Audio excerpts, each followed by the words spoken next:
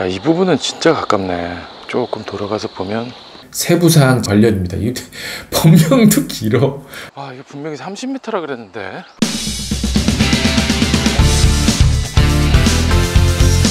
오늘 친절한 이슈는 신문 기사 내용입니다. 중앙일보인데 타이틀이 옹벽뷰 아파트예요. 이게 무슨 오션뷰, 시티뷰 이런 거에서 따온 말인데 약간 비꼬는 표현인 거죠. 이 아파트가 올해 6월에 입주한 판교에 있는 아파트인데 아파트 단지에 옹벽이 있습니다. 그게 이제 문제가 되는 거고요. 그런데 아파트 단지에 옹벽 있는 아파트야 뭐 많잖아요. 왜 유독 이 아파트만 이렇게 매스컴에서 떠들게 되었느냐? 지금 보시는 사진이 그 문제의 옹벽 그 시공 당시의 사진입니다. 옹벽은 높이가 15m를 넘지 못하게 되어 있어요. 법적으로 그렇게 되어 있습니다. 그런데 여기는 30m짜리, 그러니까 2배나 높은 거죠. 30m짜리 옹벽을 시공해 놓은 거예요. 그래서 그냥 여기저기 신문마다 다 이슈화 시키고 있는 거고요. 거기다가 옹벽하고 아파트하고의 거리가 6m밖에 안 됩니다. 이런 기사 내용도 있어요. 보세요. 세계일보 기사 내용인데 옹벽의 역할을 하는 구조물과 건물 사이의 간격이 6.4m이다. 30m 옹벽이 6m 앞에 떡 버티고 있으면 뭐 그야말로 코앞에 있는 건데 약간 좀 이상하긴 해요. 그래서 가봤습니다. 직접 눈으로 좀 확인하고 말씀드려야 될 것 같아서 가봤는데 자, 한번 보시죠. 야, 이 부분은 진짜 가깝네. 조금 돌아가서 보면 이렇게 나옵니다. 이렇게. 아, 2계층 높이만 필로티로 띄워놨고 3층부터 세대가 형성이 되어 있네요. 가까운 곳은 6m 되고 먼 부분은 한 10m 정도 떨어져 있네요. 높이는 30m. 근데 생각보다 거리가 그렇게 뭐 6m가 떨어져 있다 그러더니 그건 아닌 것 같은데. 자, 그래서 정리를 해보면 높이 30m인 옹벽 이거 맞습니다. 근데 떨어져 있는 거리가 6m밖에 안 돼. 이거는 굉장히 좀 과장돼 있다. 실제로 10m 이상 이격되어 있는 상태이고, 그리고 그것도 옹벽이 뭐 거실 쪽 방향이 아니고 북쪽 면에 있어요. 그러니까 이제 주방창, 뭐 보일러실 이쪽이 다 옹벽을 바라보고 있는 건데 뭐 이것도 이제 다행인 거죠. 이 정도로 갔다 온 결과 말씀드릴 수 있겠네요. 아무튼 그렇더라도 왜 이렇게 30m나 되는 높은 옹벽을 할 수밖에 없었는지 이걸 자세히 좀 말씀드리겠습니다. 사업을 시행하는 사람들 입장에서 보면 예를 들어서 어떤 땅이 있을 때 거기에 이제 세대수가 많이 나올수록 좋은 건데 당연하겠죠. 가지고 있는 땅이 경사지라면 이걸 최대한 평지로 만들어야 되는 거가 이게 지상 과제예요. 경사지 쪽에 그쪽에 옹벽을 만들고 그 옹벽 앞으로는 다 이제 깎아서 평지를 만들면 넓은 땅, 즉 많은 세대수를 확보할 수 있게 되는 거죠. 여기서 바로 이 옹벽이 최대한 경계 쪽으로 그리고 최대한 수직으로 이게 어떤 사업의 성패를 좌우하는 핵심 요소인 거예요. 그들에겐 옹벽을 좀 살펴보면 옹벽에는 여러 가지 종류가 있는데 대표적으로 판넬식 옹벽과 L형 옹벽 이걸 말씀드릴 수 있어요.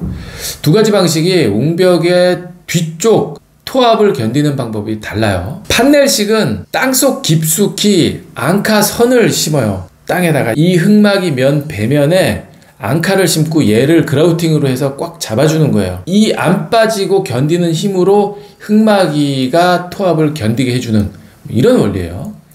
L형 옹벽은 니은자로 꺾인 그 콘크리트 구조체에 힘을 받아서 얘가 꺾이지 않으려는 이렇게 구조체의 힘으로 또 토합을 견디게 만들어주는 이런 원리고요. 이 두 가지 형식 중에 부지 경계에 더 바짝 붙일 수 있는 방식이 L형 옹벽인 거예요. 왜냐하면 판넬식은 앙카를 심는다 그랬는데 앙카의 끝이 부지 경계를 넘으면 안 되는 거예요.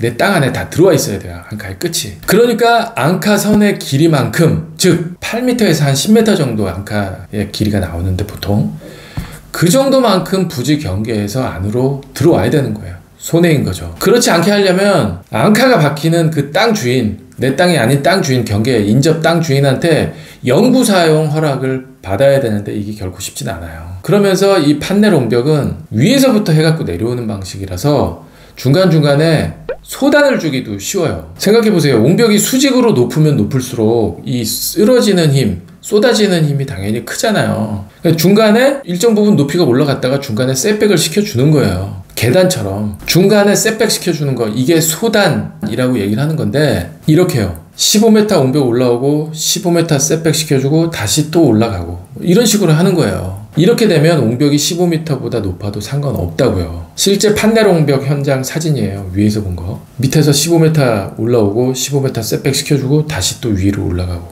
예. 이러면 뭐 안정적인 옹벽이 되는 거죠. 이게 시공 사진이고요. 위에서부터 해 내려가기 때문에 흙막이 할 필요도 없어요. 반면에 L형 옹벽입니다. L형 옹벽은 그야말로 경계에서 끝까지 다 붙일 수가 있어요. 저 빨간색 대지 경계, 여기까지 그야말로 이빠이 붙일 수 있는 거예요. 넓은 땅 만들어서 세대수 늘릴 수 있는 방법인 거죠. 자, 그런데 이 토목 옹벽은 수직에 가까울수록, 그리고 높이가 높아질수록 붕괴 위험이 커지잖아요. 토목 옹벽은 무리하게 욕심내면, 그래서 만약에 사고가 나면 엄청난 사고로 이어지기 때문에, 그래서 법으로 굉장히 엄격하게 제한을 둬요. 산지관리법 시행 규칙 지금 보고 계신데, 그 중에 산지 전용 허가 기준의 세부사항 제10조의 2 관련입니다. 이 법명도 길어. 수직 높이는 15m 이하가 되도록 한다. 나오잖아요. 이거 넘으려면 소단을 둬야 되는데, 이렇게 둬야 돼.